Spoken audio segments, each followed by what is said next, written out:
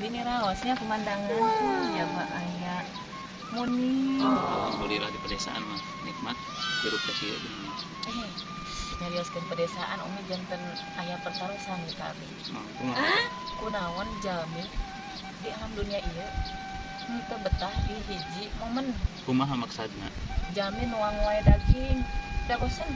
Kadang hoyong nuang asin sama sareng lalap kantengan di tempat kieu.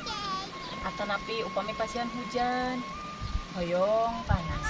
Upami di pasihan di kampung hoyong ka karota. Pasihan ka kota hoyong ka kampung. Kunaon jami bet karena itu? Sifat ya memang gitu. Kutu kesah. Jadi lamun diberi halodo hayang hujan. Ada hujan hayang halodo sesuai dengan Al-Qur'an Al-Ma'arij. Tinggal itu dina ayat 18 dan kedua tilu. Tapi ibu-ibu mah betah dina tilu kaayaan hayang terang teh. Naon sih?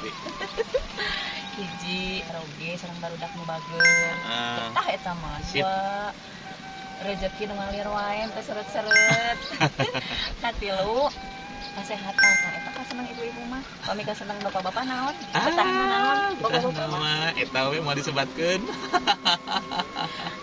Jika nama curiga bapak-bapak mau betah teh sok aanyangan di kamarnya.